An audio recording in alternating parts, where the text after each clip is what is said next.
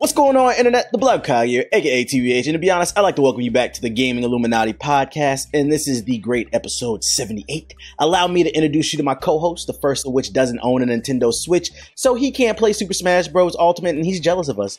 It's okay, though, because Florida's weather is known to switch up a lot. He's UTX No Switch the Don. Say what up to the people. What's going on, everybody? I'm poor, so if you would like to donate to the Get JG a Switch Fund, that'll be greatly appreciated. I would love to play Smash Brothers Ultimate. Want everybody. And my second co-host hails from the land known as Fake Canada. He's the opposite of Pathos. He's gaming ethos. Say what up to the people. Go. Yo, what up, what up, what up? You know, we back from Sweden. You know, what's up? Okay, Mr. International, okay. Mr. International. And our special guest for today is a Patreon backer and a Discord regular. I'm sure you heard of him, Corliss. He's been in the Twitch chat, all the GI streams. Say what up to the people. Shout out your social medias if you want to. Hey, what's going on, everybody? No social media shout out. If you want to follow me on Twitter, of course, _JC, but that's really about it. Also catch me in the GI streams. Facts. And if you would like to appear on the next show, please consider supporting us at patreon.com/GI-updates.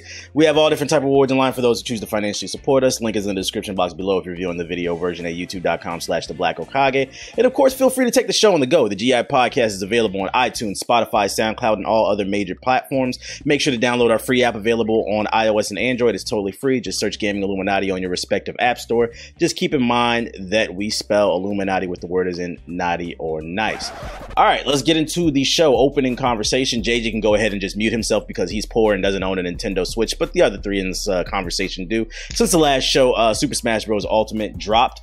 I think it's a little too early, of course, to be giving a review, but you know how we do on this podcast. We give our kind of our first impressions, and you're the guest on the show. So, Corliss, I'm going to give you the floor on this one. What are the good, the bad, and the ugly for you so far with Super Smash Bros. Ultimate? The good, it was really refreshing. Like, I think for me, like most people, I did not have a Wii U, so I didn't play the previous one at all. So previous one was like GameCube. So it was just a matter of just getting back into things, like, you know, just like riding a bike, just getting hopping back on it. I had a lot of fun with it. So definitely like addicting. Don't care much for that story mode, the World of Light, since it doesn't unlock the characters for you to play with your friends with. But that's pretty much the good of it. Like, it's really enjoyable. Did a good job with it.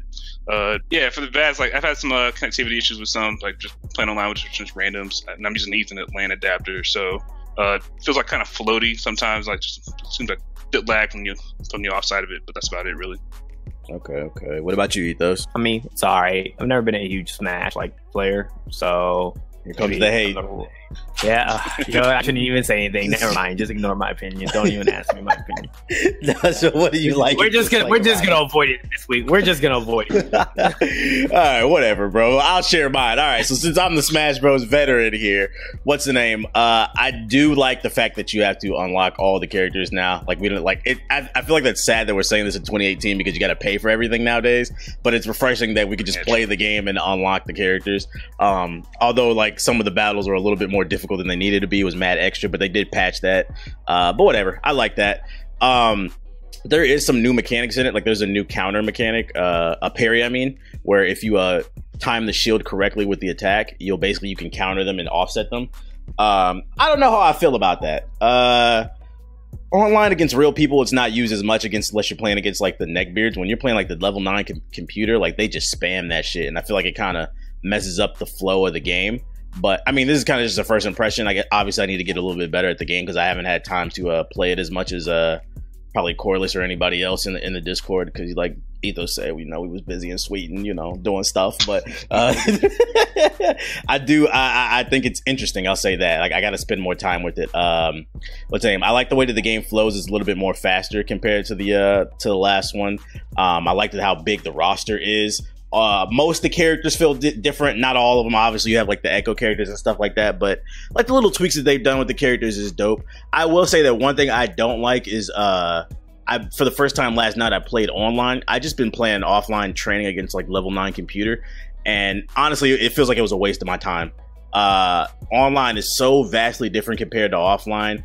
The latency is real, and like if you're watching a stream, you won't see it, so it might seem like a streamer is just like bitching and complaining, but it's not laggy where like characters are like teleporting all over the place, but you feel what you input on the controller and what happens on the screen, it happens so slowly because of the online that like it's hard to adjust to the point where like if you haven't played this game, I would almost recommend like don't even bother playing. Like if you plan on playing online, don't even bother playing offline because the latency in this game is I was like, ugh, I don't know if I can play this long term. This is it's way worse than the Wii U. Like you would run into some people that had like lag problems and stuff like that, but it wasn't this bad. Like it's like I hit a button and it seems like I'm doing it like a half an hour later and it's just messing up. It almost forces you to play fast characters because of it.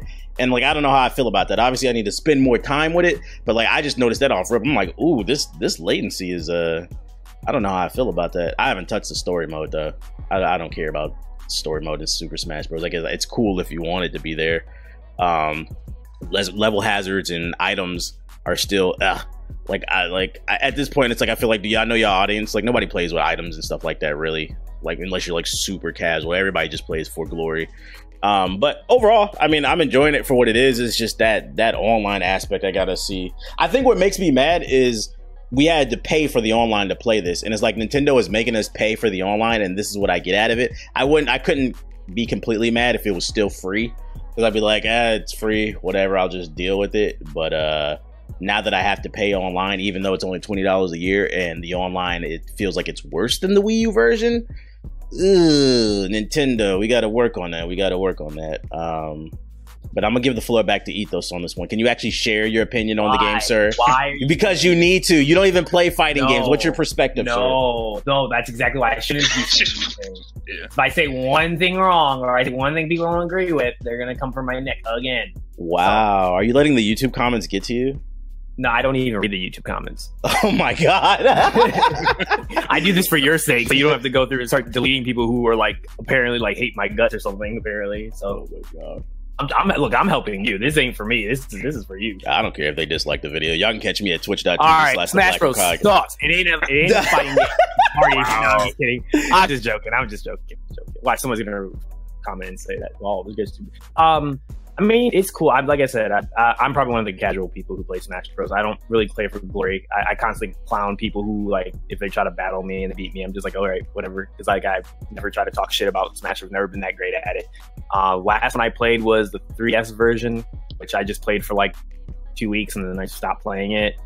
And I played the Nintendo 64 version. That was the only version I was a tryhard in back in the day. But growing up, I never owned any of the other versions. I only played them over other friends' houses, so I never could get like really good with it. This new one just like seems like it's a greatest hits. I mean, I guess someone who's hardcore in Smash Bros will love this game and play it, but like for me, like I don't imagine see myself playing this past like probably January. I'll probably just stop playing it at that point. Because I agree with what Corliss said. I don't really find the single player I find the single player very kind of confusing. There's just a lot of weird mechanics and design choices that were done in that, like the spirit thing, and it just feels like a lot of bloaty stuff. I'm like, why is this? Like, why do I need to do all this? Why are there these different types, and why I gotta learn all these extra systems, which just feel like they're just there for the sake of being there? I don't know. I haven't even touched online, so if you're saying the online is bad, I'm even happier I haven't bought the online then service. If you're telling me like it's really bad. So, I mean, at this point, I guess I have a little bit of an issue with the way the unlocking's done. We already talked about when we were in Sweden, and you told me the little glitch I could do to, like, surpass all that. Because, like, I'll be honest, like, I don't have the time to be playing Smash Bros. For 30 hours, 40 hours, to unlock every single one of these characters, like randomly. I just find it irritating, and I mean, yeah, it's better than paying for it, but I would have preferred, like, let's say if you gone into Versus or something like that, maybe all of them are unlocked, and then for the story mode, you'd had to unlock them. All right, Jay, so you've been quiet. We've been joking on you or whatever, but I know you've been in a lot of different GI streams watching people play Smash Bros. Do you have any impressions? Because don't you plan on getting a Switch eventually? Yeah, I do.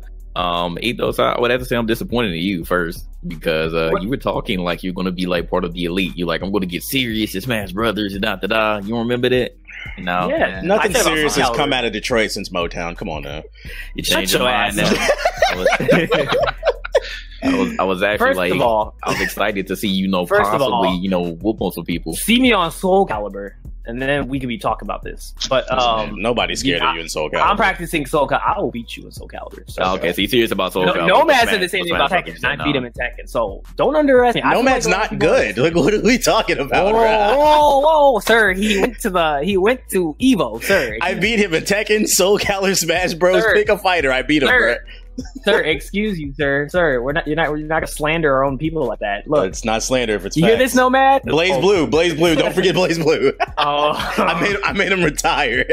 Look, I have no comment. Look, I am gonna try to. I am learning Smash compared to like beforehand. I didn't know how to play Smash outside the Nintendo 64 version. So I'm learning how it works. It's just I don't have a lot of the characters that I played on the 3DS version yet unlocked. So I'm right now just busy grinding the game to get the characters I know I'm decent at. So then I can learn how to play the game pretty good. So all right. And that's independent when other things come out if I'm still playing it at that time. So all right. Well, for what I've seen, story mode, I definitely agree. It's not what they hyped it up to be. It's literally just like you being on a map and just like running around and getting these spirits and leveling them up and rinse and repeat, unlocking characters every when you go along the way. So it's all right, but it's not interesting in the least bit. Not like they were trying to hype it up to be. So that's pretty much it. I do like the fact that you have to unlock the characters regardless of what people say. I think that is cool. It definitely puts a bit of grind into the game before you can actually get out there. The one thing I did not like is like even after you said that the latency was trash, which actually that it really turns me off to the fact of going online. It's the fact that the preferences do not work as intended. Again, that was another feature that Nintendo tried to hype up and saying, you make a preference saying like 3 stock, 5 minutes, no items on only Omega maps, that it'll put you with people who have those similar matchmaking credentials, but it doesn't work. You can do that and it'll put you in like a random you saw that like on a Nomad stream or something?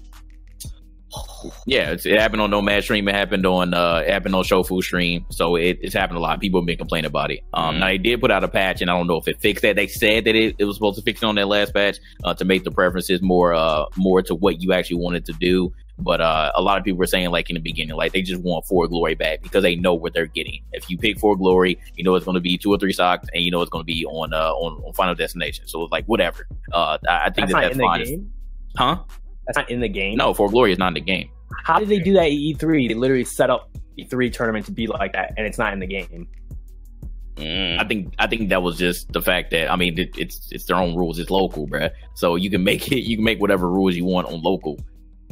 Interesting. But as far as online, the matchmaking preferences do not work as intended all the time. Now, sometimes it'll work, but again, other times, like you'll get like the crazy maps that people don't like with all the hazards. You don't want to play that. You'll get random items in the game. You don't want to play with those. So it's still messed up as far as I could tell. So that's a big thing too that they definitely need to fix. If they can't fix that, then just put 4 Glory back in the game. I just remember too why the latency is like messing with me. One thing I noticed, and like Nomad said, yeah, it is different. Last night when I was playing, is like the lateral quickness for the characters is different. It's more different than any of the other ones that I played, and I played them all. Where you try to change directions, which is big in Smash because like half of it is just mind games, and a lot of the characters they're really slow to change directions. Combined with the latency, it makes it really hard to time the moves. When you're fighting against people online, and not every character is like that. Like I noticed, like Pikachu, his changing directions is pretty decent. Like it still feels like old Smash. But a lot of the characters is like you try to go left or right, and it's like I don't know. It's like you're like a 55 overall in 2K or something. Like it's just like moving side to side doesn't feel right. Combined with the latency, and like I don't know if it's completely the latency or if it's the actual game. I need to play some more, but yeah, I've noticed some little things. But the main thing that's kind of turning me off, just from my first impressions when playing online, is the latency is really fucking bad. They need to do something about that if I'm paying for online. Otherwise, I'm just gonna be playing Diablo 3 on my Switch. I'm talking about. Jump off I was playing. I played Wipe last night. I'm like, yo, Wipe, I would have 3-0'd you if this latency wasn't like that. Because he's no offense to him, he's not good at the game. And like it was times where like I'm trying to do something specific, and what I pressed and what would happen on the screen happened so late that he was able to just get away from it and then hit me because he had a character with a longer range than me. Like it really shows when you play characters where you have to be up close. I was playing Mario because I forgot to switch my character, and he was playing Link. And with Link, you don't have to be super precise because you have a long sword, versus Mario, he's throwing hands besides the little fireball that he has. Like Shulk works pretty decently in the latency because he has a really long sword. But these characters where you got to pull up and you got to be very precise with your movements, it just doesn't feel all the way right as somebody who's been playing all the Smash Bros. And like I consider myself a hardcore Smash dude. I don't know. It just feels off on the online aspect. But I don't know. Maybe they'll patch it. Maybe they'll fix it. I do like the game. I just don't think I like it as much as I thought I was going to like it, unfortunately. But we'll see when I play more. Is there anything else y'all want to add to this one before we switch it up? No. Okay. Nope. Cool. All right. So since the last episode, what we were talking about in the last episode is the Game Awards was coming. The Game Awards has passed, so I thought we'd review it, share our thoughts about it, talk about some of the big announcements that came out of it, because Jeff on Twitter was bragging about having like over 30 announcements and only like 5 of them were worth talking about. But let's just talk about the award show period. Jay, do you feel like they improved from last year? Yes and no. I feel like they had some interesting guests, but the guests that came out, like I really just am upset about the beginning announcement, bro. You literally had Sony, Microsoft, and Nintendo come out there just to say, "Hey, have a good award show." I'm like, I was expecting some bombs to be dropped, you know? Like, you have that platform and you told us nothing but just enjoy the Game Awards. I was expecting them to say like, "Oh man, it's gonna be crossplay for every single game. Like, we're not doing this console war stuff anymore." Like something like that. So I feel like they had a good repertoire there, but they just didn't execute. The performances were like meh. It really wasn't any better or any worse than last year. The award categories, it was so bad that Ethos ended up leaving while we were all in there trying to record and do the roast of the Game Awards because Red Dead was winning everything. But that's pretty much how it's been. Like, there's always one game that just wins everything. You're like, well, how did it win that award? How did it win that award? How did it win that award? It's pretty interesting how that ends up happening. But I mean, the coup de grace though is God of War ended up winning Game of the Year. So out of everything that we might have hated on or said that the game shouldn't have got that award or that studio shouldn't have got that award, at least they saved grace at the very end. And I feel like God of War definitely deserving. What awards in specific did you feel like people didn't deserve? Go ahead and let the comment section know. Anything that Red Dead won, pretty much. Wow, but Red Dead is a masterpiece, bruh. JG said that. JG, that is UTX, JG the Don. That was not Ethos. Thank you. Hey, man, anybody who was in the chat when we were doing this live, we were all collectively upset. So I'm not trying to hear anybody's mouth, all right? Okay.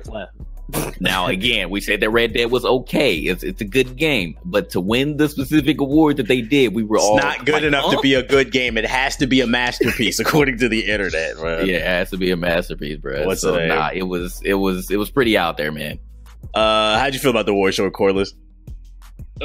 Mostly just background noise. I was watching it from work, really, so I didn't catch too much or anything major. Like, I saw like the winners, obviously, but nothing. Like Red Dead won too much. I agree with that. And it's like it is a very good game. Like maybe great, but not masterpiece in my opinion as well. But yeah, God of War. I think out of the ones voted or nominated, definitely should have played for Game of the Year. Okay. I was happy God of War won Game of the Year, but then again, I'm not really that happy because I don't care about any of this stuff. None of it does anything for me. What about you, Ethos? Does this do anything for you? I mean, I laughed my ass off on Twitter when God of War won, and I saw everybody salty about it. I didn't see anybody salty about that. Oh, there was people who were salty. Really? If you go to the Game Awards, you go to their Twitter, right, and you look at when they say congrats to God of War winning, go into the comment section. It's literally like Red Dead deserved it. Like you could see a spam of it in the Twitter. People crying about Red Dead not getting Game of the Year. I mean, I'm fine with certain categories that Red Dead won, but a couple I agree with JG. There was a couple I think it did not deserve.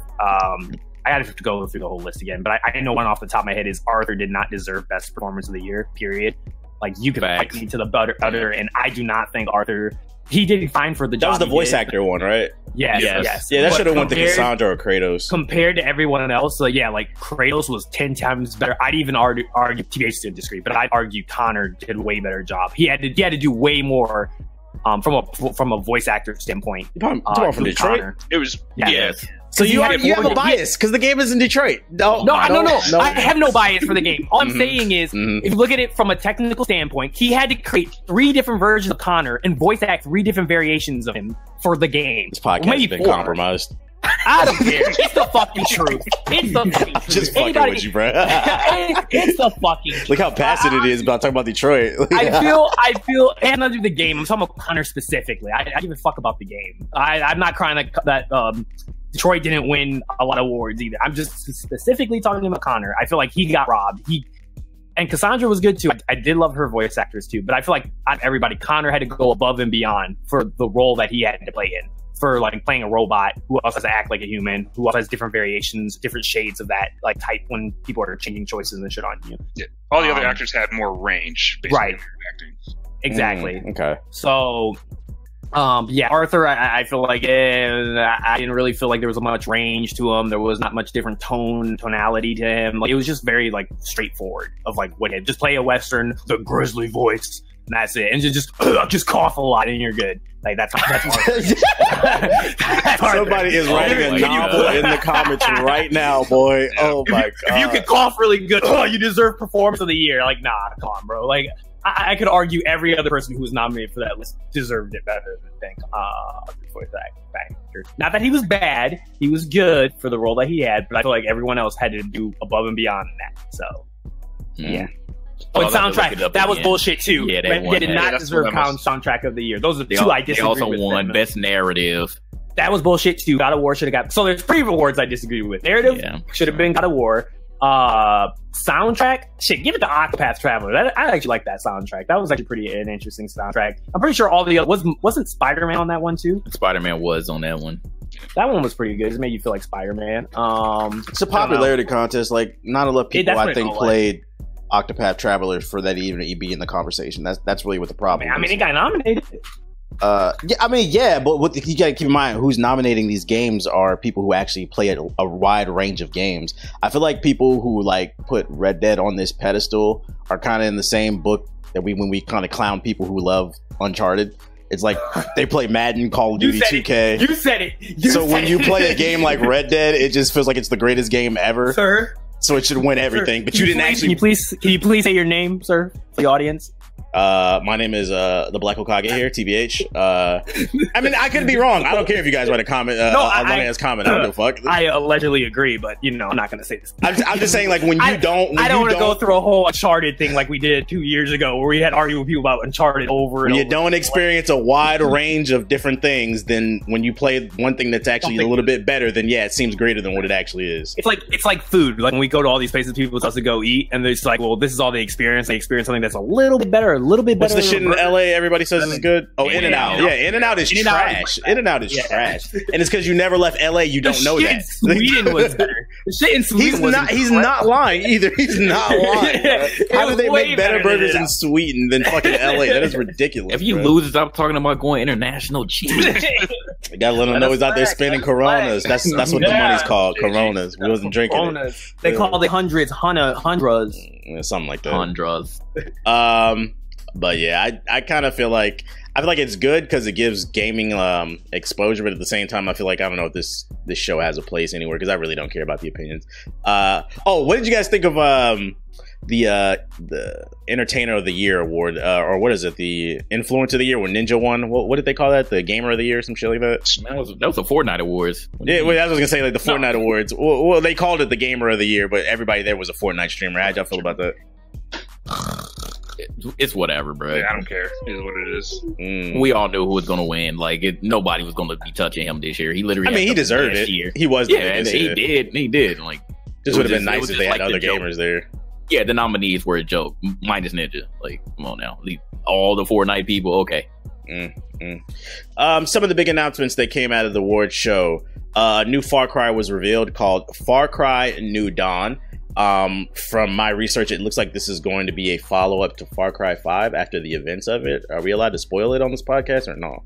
It's still only been like a year. I feel like at this point it's fine. All right, well, you've been warned. Spoilers are coming. So you get to what? Huh?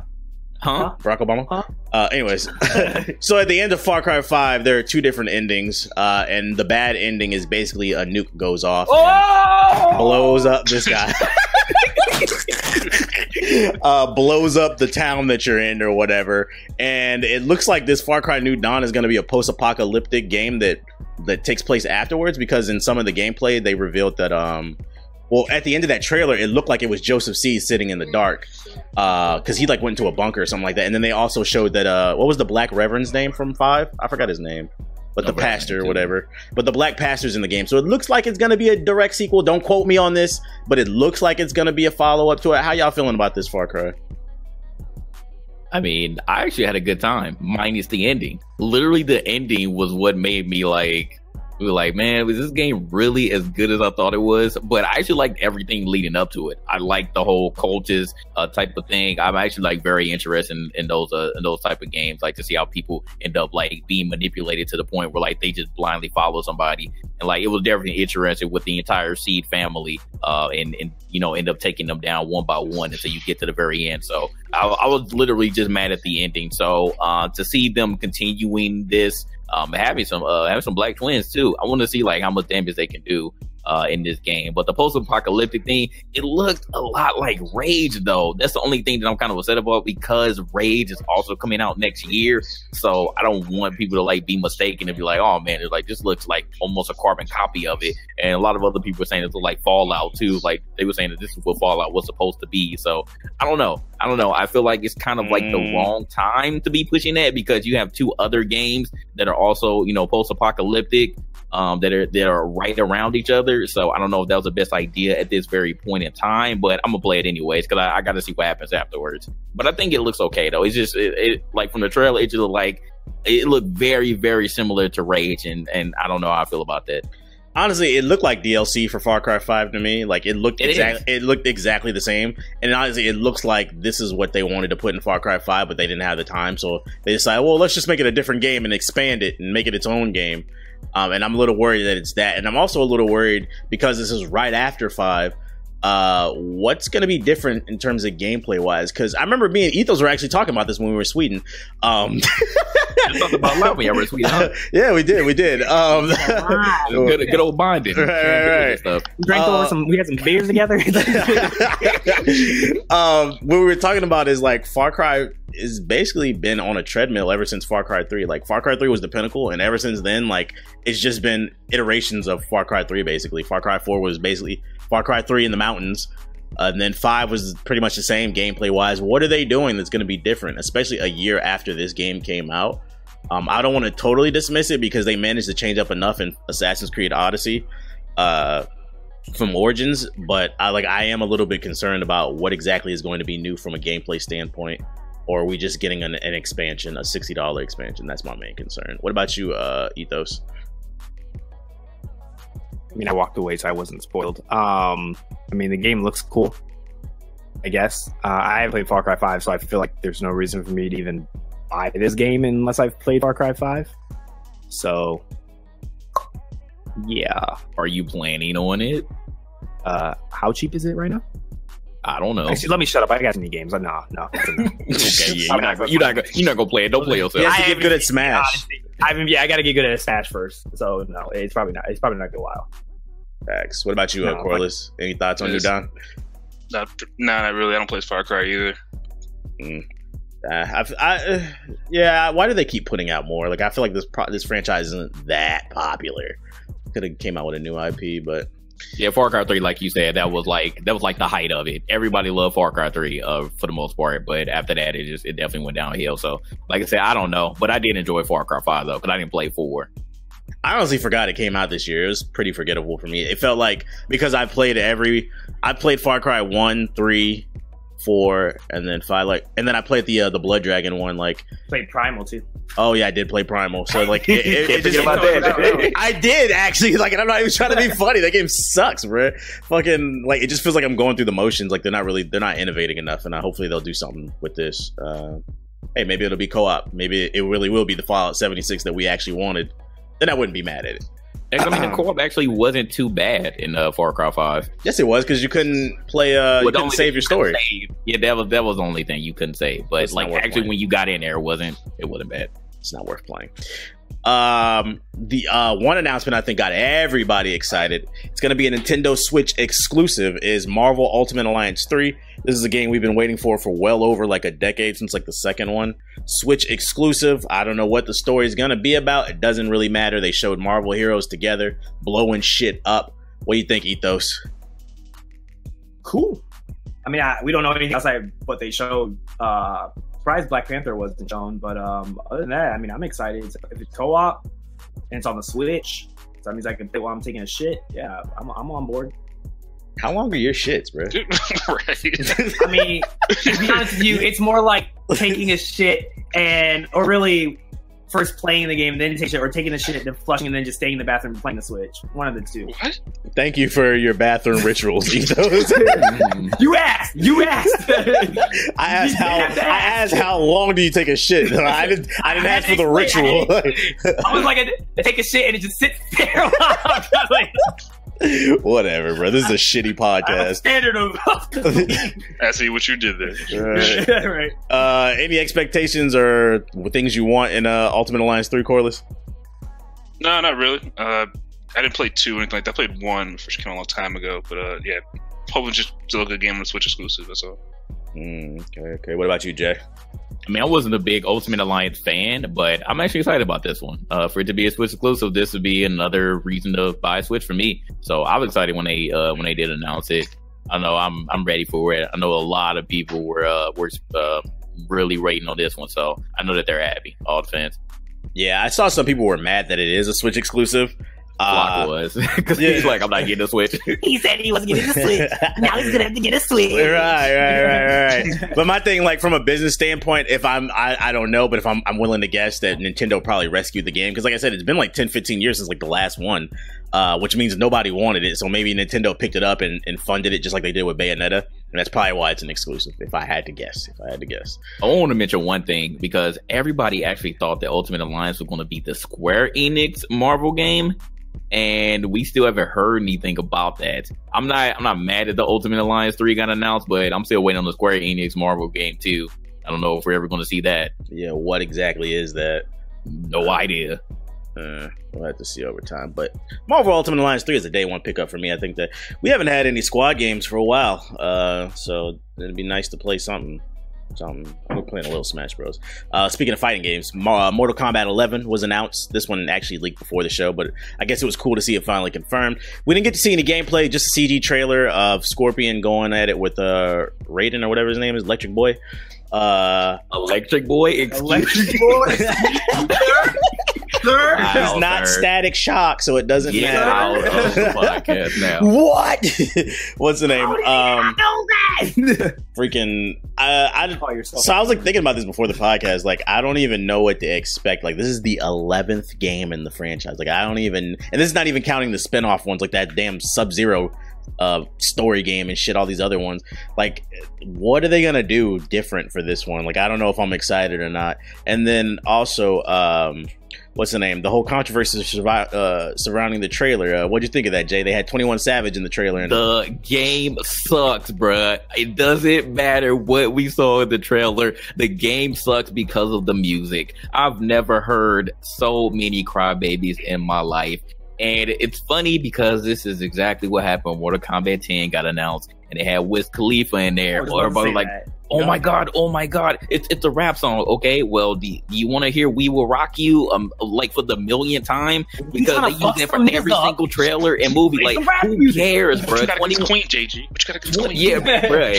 I mean, Queen is fucking legendary, but geez, man. You play Queen when you about to fight somebody? No, I'm not trying to hear that fucking anthem for the millionth time. That's all I'm saying. 21 Savage talked about killing, bro. He talked about killing. So what better person to put in the freaking trailer when niggas is killing each other? I don't understand what people are upset about. I've never heard people I never heard people just analyze a trailer so much because of the music. I was like, well, did you like the gameplay? Are you excited about the game? Okay, well then, like, it doesn't make any sense to me, man. The CIA is about to come knocking. The FBI. You're getting a little too deep here. Are you trying to imply that they just don't like black people? Is that what you're trying to say, Jay? Whoa. Yep. Whoa. That makes too much sense. Nope, let's get to the meat and potatoes. We know that's it, bro. We don't care if you don't like rap. We don't care if you don't like rap, but y'all never got so upset of this when Eminem did the freaking Call of Duty trailer, did you? No. And to be honest, them Eminem songs were fucking awful in the Call of Duty trailers, boy. That was some bad rap. Yeah, he makes anthem songs too. So that, like, and nobody trying to hear an anthem song every single trailer, bro. Like, I feel like it's refreshing to actually see like people go out of their way and choose like better music that actually fits these trailers instead of choosing just the cookie cutter songs that we hear like 1,000 times. Also, you would think because this is the second time NetherRealm has put rap music in their trailers. Obviously, they like rap music. They think it fits their trailers. You would think their audience for the culture. You would think their audience would open up to it a little bit more, like on some Star Wars shit. Because isn't that what like George Lucas wanted? That's why he put so many diverse characters in there. He wanted to open people's minds, and it's like the Mortal Kombat audience. And then it's also it contradicts itself too, because doesn't the FGC pride themselves on being like diverse? Black and people shit? And diverse. Yeah. Like it's. But you got to remember that's that's a very the FGC wasn't talking about that though. Okay. I apologize, FGC. I apologize. The FGC loved it. They didn't give a fuck. They were like, "Oh my god!" They were like, "Damn, it's finally here." Broader audience that was just probably argue the casual broader audience. People who are gonna play it for 2 weeks and drop it. People who aren't really into fighting so games, Nomad saw and they were like, "What is this shit?" Oh my god! I'm on fire, baby! Bazing, baby! Sir, I'm gonna just step away from your keyboard. You want to see a dead body? This is great. Love it. Oh my goodness! I'm trying to tame him. He's being sad. So I think the funny thing about all the complaints is at the end of the day, it's like y'all still gonna buy it. It's Mortal Kombat, so why are you even complaining, bro? And also, the rap music isn't gonna be in the actual game, so it's like, what are we doing here? But yeah, as far as like the game, I know that there have been a ton of leaks that come out, and I've been purposely avoiding them because I don't know. I understand that people are excited, but like, damn, like just wait, bro. Like we're already gonna get the actual reveal show in January that they've been inviting people out to, and then the game comes out in freaking April, bro. So like it's right around the corner. Like you can wait, bro. You can wait. But as far as like what you said, like I don't know what they're gonna do. Apparently, this one is going to evolve around time travel, perhaps. Oh, so it's all story-driven stuff that's gonna be there. Yeah, and they're gonna bring back a whole bunch of characters that you've seen before, like a lot of Mortal Kombat 4 characters. Apparently, you know what they're doing? What are they doing? Time to take on our conspiracy theory hats. No, they're put your tinfoil hat on. Tinfoil hat on. I feel like they're gonna copy the design of Injustice 2 and apply it to Mortal Kombat. Oh, with the armor upgrades and stuff like that. Yeah, I read that somewhere too. I wouldn't be surprised. That's what they're aiming for. The different types from different universes, or I don't even know. Is it considered universes, or is it all? I don't really know the story of Mortal Kombat that well. Is it all linear, like from 1 to 10? Like, does it all? I know, like, there's children of the previous generation, but does the story like break apart at certain points or shatter or something? It's weird. I'll just say that it's weird because this is the first time that they've done like, you know, some sort of like realm traveling, time traveling system. Right. So like, I mean, the possibilities are endless, but apparently, like, of course, in the trailer they revealed like a new character or whatever. So that's definitely, you know, going to be the time travel aspect. So we'll see what happens. But like you said in Mortal Kombat 10, like they revealed like the children of like the iconic characters who we all know. So like they could pretty much do anything at this point. But I just ready to see like the full roster. Like if they can make it how they made like Mortal Kombat Ultimate or Trilogy, like that'll be cool. They brought like all the characters back. Make sure that net code is right. Yeah, that's the main thing. That's like anything else. Make sure that code's right. Because Mortal Kombat 10 on PC was trash, bro. I feel like progressively they've gotten better. Trash. What's the? No, well, yeah, I'm saying Injustice 2. Injustice 2's netcode was pretty solid. That's the last like really good. That's what it was. Yeah. And I was saying like they progressively gotten better. But they didn't launch Injustice 2 on PC until way later, right? Like it was like they who's playing fighting games on PC, Ethos? I don't know. You tell me. What are you talking about? This is how we know you don't play fighting games. I'm saying you niggas bought Mortal Kombat on PC. So we're trying to figure out who buys fighting. Get your mic out of your throat, Jesus Christ! You niggas bought Mortal Kombat 10 on PC, right? I got that like out of a Humble Bundle or some shit. I didn't buy that when it launched. You bought it. I did. I bought it. All of us bought it. I remember it was Black, AG. I think you did too. It was 3 or 4 of y'all. Nomad, but Nomad gave up after a week. All of you guys played it at launch on PC. And remember, the issue was that the shit was unoptimized as fuck. And then we was like, fuck, we're never buying a fighting game ever again. You know what? I'm thinking of Mortal Kombat 9. There's too many fucking Mortal Kombats. Yeah, we did get 10 on PC. Yeah. You're right. Yeah. I get that. I'll take my apology. Thank you. I won't. Europe has taught me to never apologize. No, you're supposed to apologize. You're supposed to say, hey. But yeah. Any thoughts on Mortal Kombat, Corliss? Nah, I haven't played it in a while, so nah.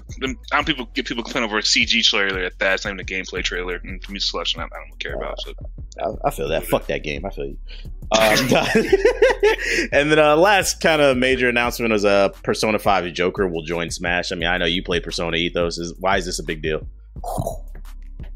Because it came out of nowhere. No one was expecting this shit. Because I thought they were going to announce like Persona's coming to Switch, or like Persona 5 is like, maybe like new DLC, like expansion content or something. But like now that he's in Smash, the weird thing is like, because it's very plausible. Like when you think about it, I know you haven't played the game, but people play the game. They can look at the game and be like, oh yeah, there's like so many applications that Joker could be. I have a feeling he's going to be not going to be a power hitter.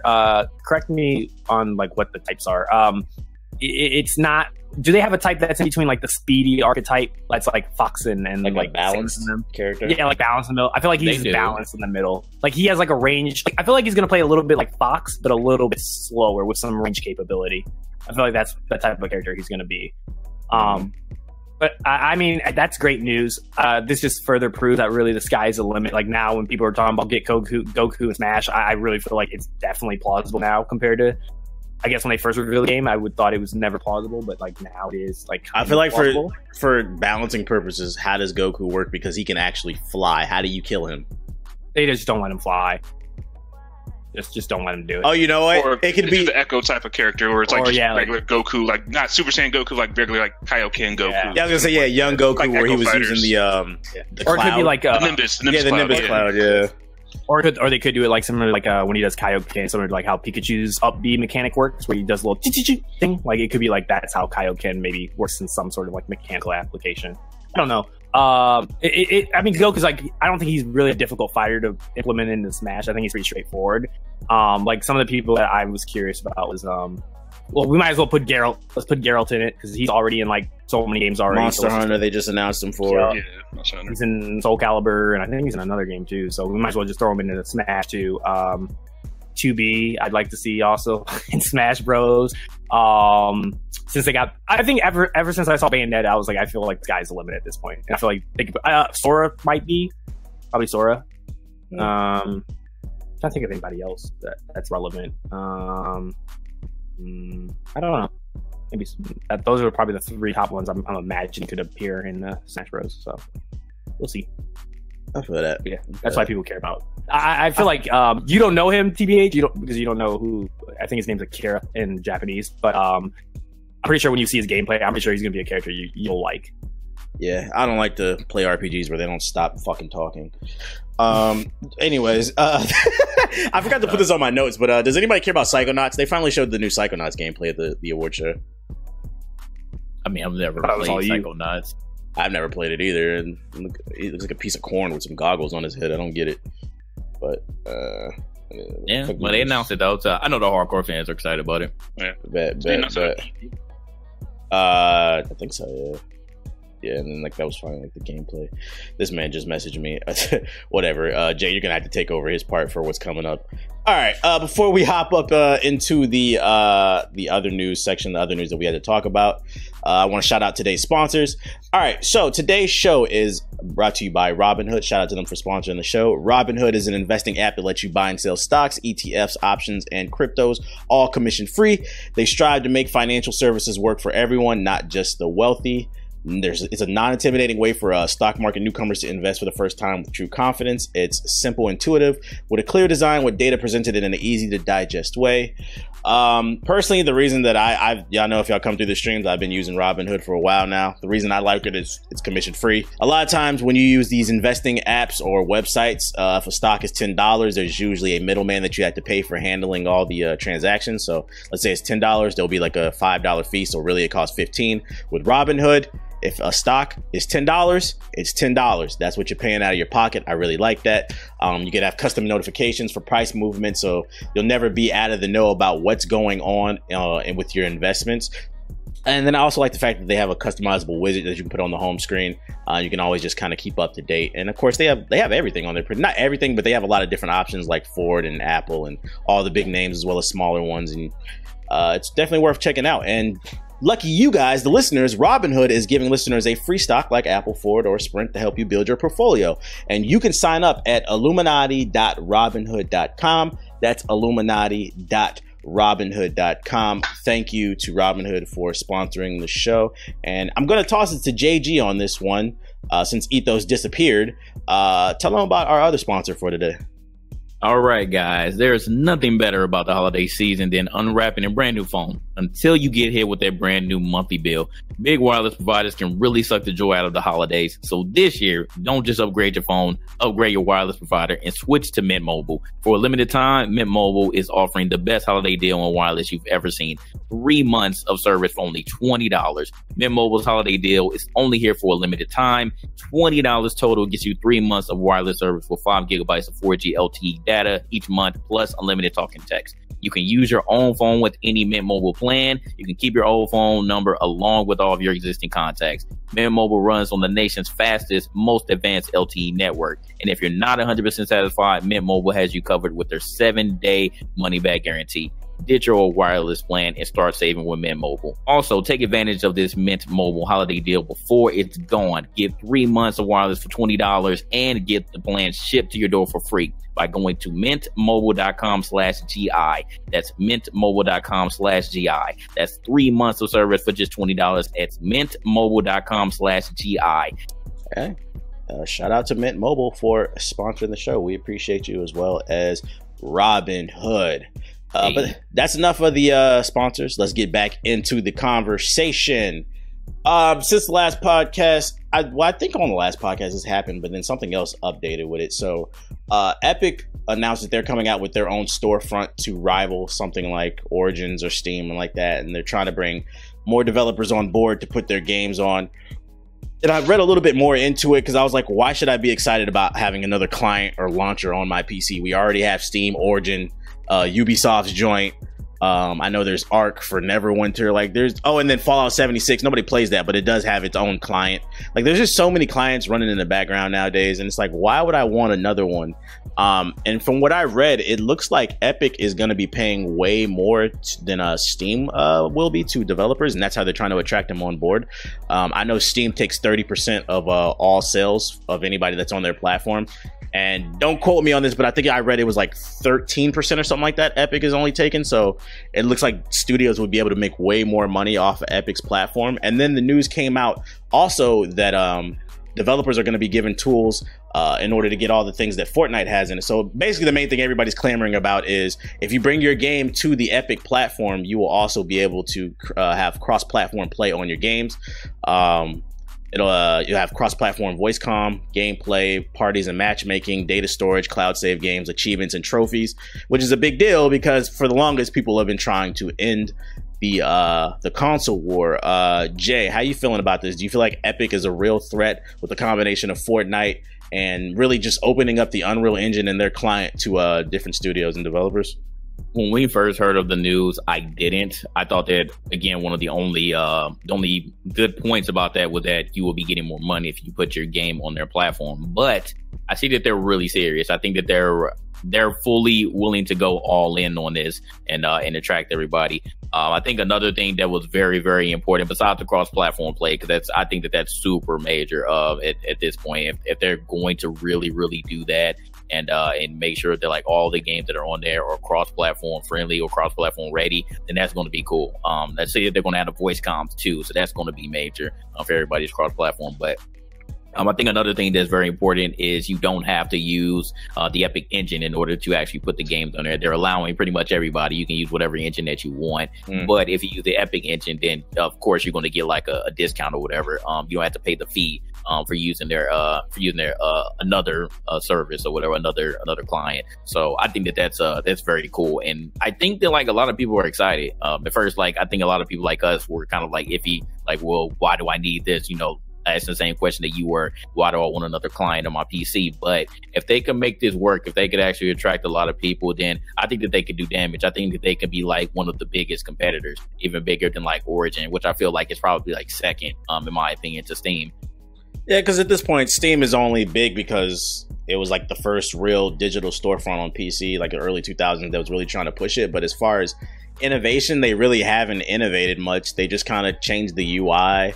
And then added like chat and stuff like that, but it really seems like Epic is really trying to innovate on the client front and trying to attract people. And I think one way, this is a theory of mine, one way this actually could be good for gamers and it could do damage. Not only would there be cross-platform play for more games, but if Epic is taking a smaller cut from the studios, that means that leaves more room for the studios to make more money, which means also we could probably see more discounted games possibly, because there's a little bit something left there for people. That's just a theory of mine, but like I wouldn't be surprised if we saw more sales on the Epic Studio because they're not taking as much. Do you have any thoughts on it, Corliss?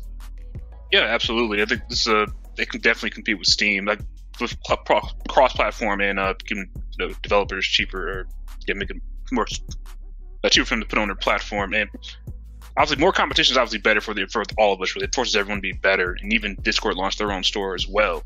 So if they can, fulfill these promises of cross-platform, and also I don't know if it was a problem like a couple of years ago with it was a Call of Duty or Gears of War game where if your friend bought the game on Steam and you bought it on the Windows Store, you still couldn't play each other. As long as that's also addressed, it's like that. This is definitely a challenger to Steam. Steam has not done nothing really innovative in like at least 2 years. They've got a community that's a huge problem with review bombs and everything. So more competition is always better across the board.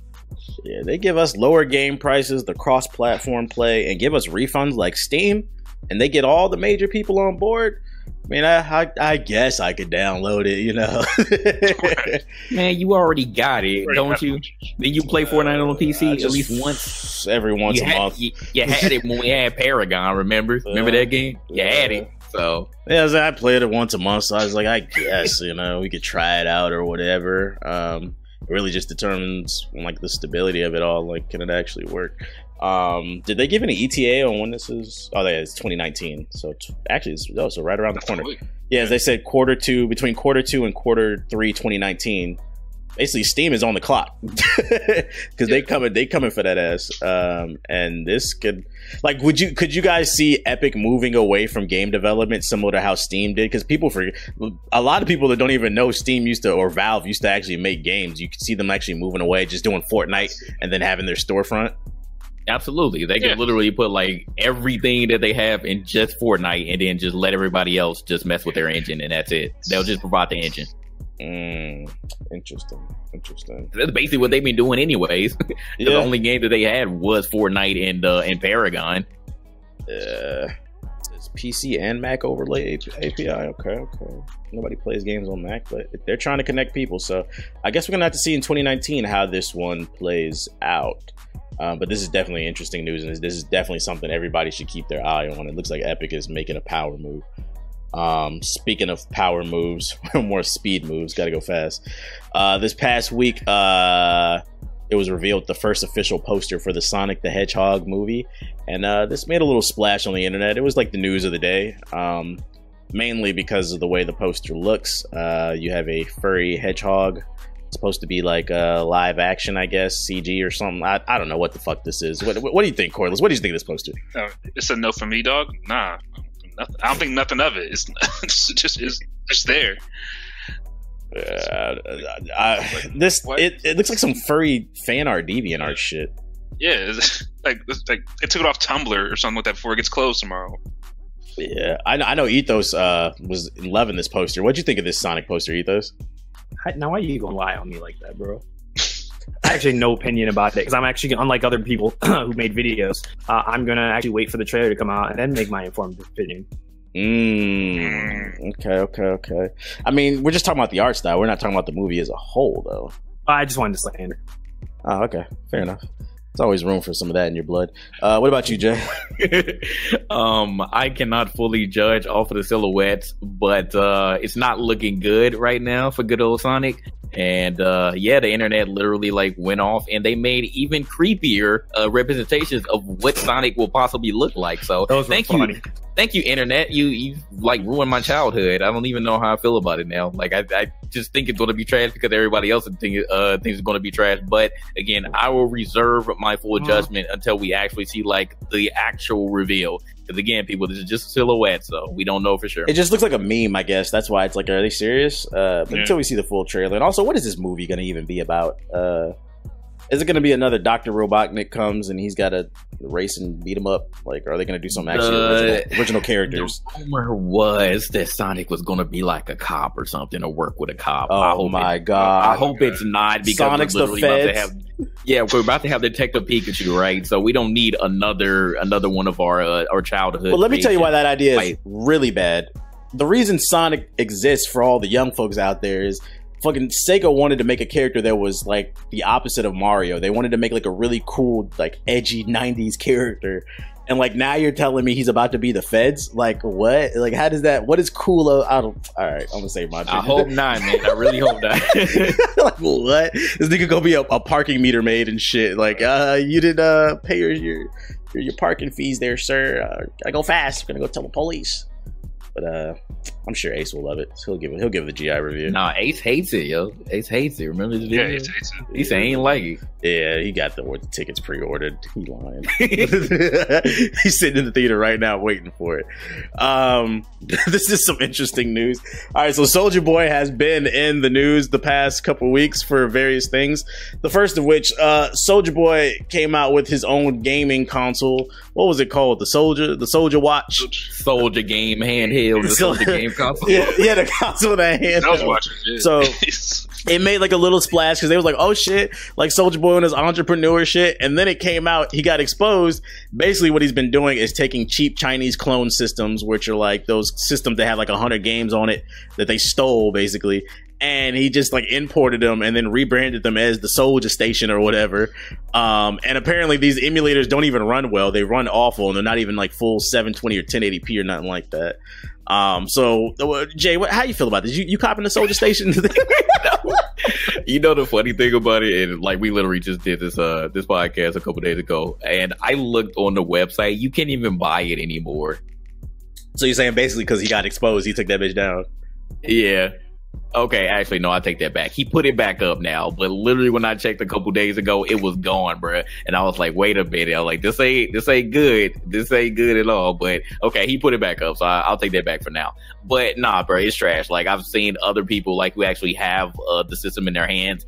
They even went to the lengths of like try to sell it back to the people because they were like, nah, it's bad. It's bad. Like there was literally no representation for this. Like there were no demos or anything. You were just like, hey, I got a console with my name on it, and then somebody immediately was like, oh yeah, well, like I can get this from China. You just slapped your name on it. He didn't even address it or nothing. But like the people who got it, nah, it's not good at all. Like the handheld was claimed to have 3,000 games on it. And the console was supposed to, the handheld was supposed to be playing Switch games too, amongst like the older system, like the Game Boy and the Neo Geo and stuff. And the Soulja Game console was supposed to be playing like PlayStation 1 games and even further back. So the claims did not represent what the actual console does. It really doesn't do anything. So it's really, really bad. You can't just be putting your money into people just because, you know, they're black or they're young, or that they're an entrepreneur and stuff. You really gotta like do your research and look at it, and people did it immediately, and he got exposed, right? This gonna be on the new Epic Game Store. Like they're gonna have Soulja Station. I want to see that Soulja game. Is it gonna be Soulja game? Is it gonna be crossplay with the Soulja game? Like cross platform? I mean, you got any thoughts on it, Corliss? Not really. I'm just glad he ain't broke or bankrupt, man. After all these years, man, he's still trying to make some money. Kudos to him. Like his consoles, I'll clear rip off games and everything. It's like he's trying. I think it's because he actually owns Crank That, because I remember him saying he produced it with Fruity Loops or some shit like that. So that's probably where he gets some residual checks. And then you can try out get the Soulja Station, try different things out. It's got 32 gigabytes on it. How you feel about that, Ethos? I feel really good. Thank you for asking. I love this. It's great. Thank you for asking. And then the other Soulja Boy news that came out just recently is Soulja Boy said that he wants to dive into esports. He wants to create his own team, and he said that Ninja is his inspiration, and he's been guiding him. He said it's going to be a lot to hire Ninja to play for me. He said, but he's trying. He's trying. Would you guys want to join Team U? Jay, how about you? The funny thing, I remember like way back in the day when he first came out, he actually had like a gaming clan or whatever. SOD Money Gamers. I remember. SOD Money Gamers. Yeah. So like, I actually respect Soulja Boy for like, he's really a gamer. Like, I don't think that he's a fake ass dude out here just trying to make it. And I respect him for like what he wants to do, what his vision is. But like I said, like all of these ventures that he's trying to get into have ultimately failed. So I don't want this one to fail too. I hope that, his mentor Ninja can lead him in the right direction. And he can actually make this into something. I know that people will want to join his esports team. So if he can actually get it off the ground, then it's cool. And like low-key, there are a lot of like athletes and rappers, like Wale, for example, has an esports team. And I bet you a lot of people didn't know about it because he doesn't talk about it at all. And I had to find that out on my own merit. I'm like, well, what are y'all doing? Like, the advertisement is terrible. People are just getting esports teams and doing nothing with it. So I don't want Soulja Boy to be like that as well. But I think that Soulja Boy, since he actually games, like he went to E3 last year, he goes pretty much every year. And like we see him around and stuff. So like I know that he's serious about it. So I wish him all the success on this one. I think that this venture will be okay. But that Soulja game console shit, you need to cut that out. What about you, Ethos? You're as a man who's working on a game, would you want Soulja Boy to compete in your online multiplayer experience? I mean, if he's giving me money, sure. Am I lying? Nah, you're not wrong. I mean, he's got money. He's not going to creatively like take over and like change my vision. But if he wants to really like invest in sports, I'm not going to turn him down on that. Whatever, obviously you have to negotiate like what he wants in return for that investment, but I would be fine with it. And plus, that's extra clout. Like because you saw like when Soulja Boy revealed his consoles and everything else, like he got a shit ton of media. Like I know people are just shitting. Yeah, hella YouTubers made videos too. They actually bought it just to shit on it, and it's like he kind of won though. Like, but he still won. Like he still got the money. He still got the clout. Like his name is in your mouth at the end of the day, which I think is brilliant. Regardless if you, I think is. The way what you were talking previously, like with the consoles and everything else, I feel like Soulja Boy's heart's in the right place. He just needs the knowledge to understand the guidance of where to go, like how to invest and spend his money in this industry, right? Which, if you are a Soulja Boy, you should check out these guys, Gaming Illuminaughty. They're great for a nice nominal consulting fee. We could definitely do that guidance for you. Right. It'd be funny, like if they had for like their uniforms, they had to wear like XXX white tees and like baggy pants, and then like the shades and the white shades with their name on it, like with their gamer tag on it and shit. That shit would be funny. Team U, boy, let's go. I'm with it. That'd be great. I rep that team. So shout out to Soulja Boy. We see you doing your thing. You just gotta tweak a little bit. You gotta tweak a little bit. It's just a little modification, but you on the right track. Call my trap phone. Just the other day, a new Planetside was revealed. I don't know if you guys care, but I personally am a little bit excited because Planetside was the game, for those of you unaware, that really got me into PC gaming. I feel like when you switch over from console to PC, a lot of times people have trouble with the mouse and keyboard, so you got to find that game that you love so much that you don't care you suck, and it makes you want to get good. And Planetside 2 was that game for me because it's like 2,000 people on screen at once with tanks and people on foot and planes and lasers just going every fucking where. And it's like, you better get good at that game if you're going to play it. So that's the game that helped me get good with mouse and keyboard. So it's got a little special place in my heart. This new Planetside Arena, it's supposed to come out early 2019, and it'll feature traditional modes as well as new Battle Royale. It'll be 250 on 250 team deathmatch as well. You guys interested in this new Planetside? It's going to be dog. This is no? just you. It's going to be a no for me, man. Wow. You biased. You put this in here just because you cared about that. That's right. It depends on the mechanics they have. That's different than the other multi-battle royale games. It seems like with like the blueprint format they're going with, where you just like you build the gun or like craft the gun, not just randomly pick it off the ground. So I just find it interesting because you guys like Battlefield, but then you don't like Planetside, which is basically on a larger scale, but they're scaling it down a little bit. I don't like Planetside for that reason. The scale is too freaking. Well, I'm telling you, they're bringing it down, and now you can actually really win. argued this with me in Sweden, and I told you, and you were like, "Yeah, you're right." The fucking scaling where you just constantly fight back. I just said they're changing the scaling.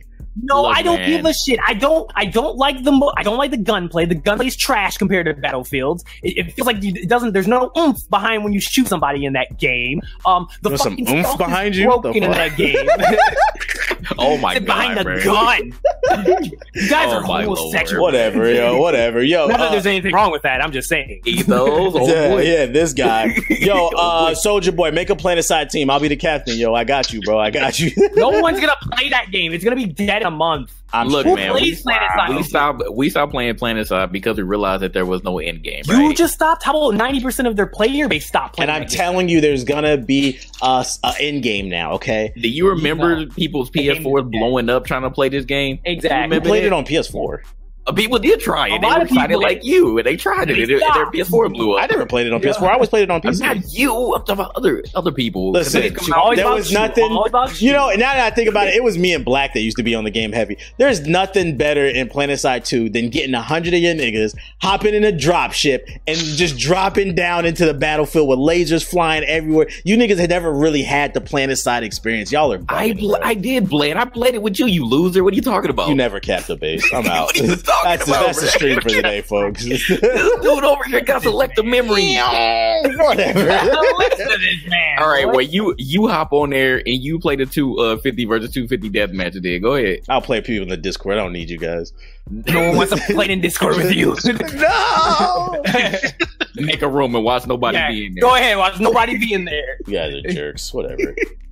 I'll skip over this and come back. Since we're Stupid. talking. I respect them for Give you the keeping it going. Though. I'm not mad at them for keeping it going. Since we're talking about Battle Royale, I'll skip over then we'll come back to the other one. CSGO is going free to play, and then they also announced the Battle Royale. Do y'all see this working? I don't know, man. It came out, didn't it? Yeah, it's out. right now. Oh, it came out? Okay, my bad. Yeah, it came out. So people aren't giving it good reviews so far. I think it's like a well done mod, not a good game mode. So I thought they were giving it a bad review because, like, you know, obviously people were upset that we paid $15 for this game 10 years ago. Because it's now free to play. And now it's They're free mad to at play. it. So The game is always on. Shut the fuck up. Like, I don't care when free to Yeah, play. I'm being genuinely. Like, that's a long ass time. I think shut that up. I think that And once 15 again, bucks? yeah, I think that once again the battle royale thing is. I think it's slowly phasing out. I don't think that people wanted to necessarily see a battle royale type of game for CS:GO. You know what I mean? Like, people play CS:GO competitively for the most part. I don't think that anyone really even gets on there casually. I feel like this is like a casual type of mode. And people don't want to see that at all. But I think people may just be upset because it's free now. So I don't know. I also feel like the gun mechanics from CSGO just don't work in Battle Royale because they're ass. Randomized. Yeah, all that fucking random bullet spraying and shit. It's fire. Yeah, I don't get it. But hey, it's out if you guys want to play it, and it's free. So I mean, it's not like it hurts. I mean, you just got to use a little bit of bandwidth. It's there. And then last but not least, some new Beyond Good and Evil 2 gameplay quietly came out from Ubisoft. I feel like they're not really pushing this. I just randomly found this in my sub box. Did y'all get a chance to look at it? I did. What'd you think, Jay? I am still on the fence. I don't know what this game is truly going to be, and I also did not play the first Beyond Good and Evil, so I can't really give any expertise on the story and everything. But I feel like I need to see a little bit more. I want to see a little bit more mechanics on the ground, because I feel like from what we've seen so far, they're focusing a lot on the airplane, space, vehicles and stuff, and that's fine and dandy. But I kind of just want to see like more boots on the ground type of stuff, just to see like if I'm thoroughly interested or not. Yeah, I watched the trailer and I don't know what the fuck I watched, and they were explaining it. I still don't know what the fuck I watched. What about you, Corliss? I didn't play the first one based on the gameplay. No, it just looks all generic, kind of just basic stuff. So I don't know really what's going on for it as well. So to expand on it and explain more. What ain't you a big Beyond Good and Evil fan, Ethos? I played the first game. Yeah, did you get a chance to look at this? No, I did not get it. Unfortunately, I did not because we were out, in Sweden. I didn't have time to look at it, but I'll look at it now. That's kind of doesn't help anybody. So we're gonna go ahead and wrap the show up. Oh my lord, this podcast is awful, bro. What's the name? All right, that's all I got on my show notes. So I'm just gonna say this has been Gaming Illuminati episode 78, and Corliss, you are the guest for the show. So go ahead and give us your closing statement for tonight. Go. Oh man, I forgot about this part. I have no idea what to say. Thanks so much for letting me on the podcast. Appreciate it. Follow GI, Patreon, Gaming Illuminati, TBH, everyone, Twitch and everything. Sub to them. Facts. All right, Ethos, you got the floor. What's your closing statement for Gaming Illuminati episode 78? Go. I know I didn't contribute that much to this podcast, so I apologize to everybody in the chat. I was out here getting this money. I just want to give a quick shout out to Corliss, because this man has dropped so many subs in my channel, bro. Made me feel like I'm actually rich. Welcome. So I do appreciate it. I appreciate the support of everybody who be watching here podcast, even if you hate our opinions. You still show up every week, and I appreciate y'all for that. So, okay, Jay, what's your closing statement for today's episode? Go. Thank you very much, Corliss, for being so patient. Dealing with these Negroes on a weekly basis. I know it gets tough.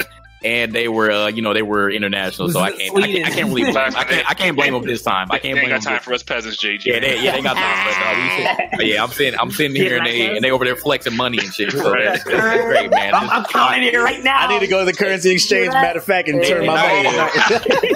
They're not only flexing on everybody else, they are flexing on their own GI members. This is great. But another podcast down in the books. I hope everyone appreciates the sheer number of podcasts that we have been dealing out, and hopefully we will give you all a lot more, so you don't have to be waiting months for another podcast. So appreciate everybody listening. Facts. And I normally don't say anything, but I want to say, because I know we've been joking about it the entire time, and if you're listening all the way through, you're probably wondering, well, why the fuck were they in Sweden? They said we're allowed to say they don't deserve it. They don't deserve to hear it. What's the name? We were at DICE. We got to visit their headquarters, and because DICE doesn't even make this game, we were trying to figure out why the fuck they had it at DICE, because the shit was confusing when we talked about it. But we got to play Anthem.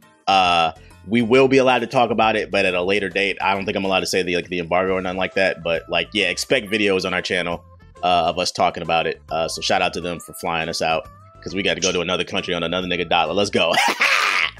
But yeah, this has been Gaming Illuminati episode 78. Be sure to take the show on the go. The show is available on iOS and Android. Well, it is technically. It's available on Spotify, SoundCloud, iTunes, all that bullshit. Just look us up. And then we have the app available on iOS and Android. That's free. Just search Illuminati on your respective app store. Keep in mind that we spell the word with the word naughty as in naughty or nice. Other than that, that's all we got to talk about. We gonna holla at y'all. Everybody have a nice one. Peace.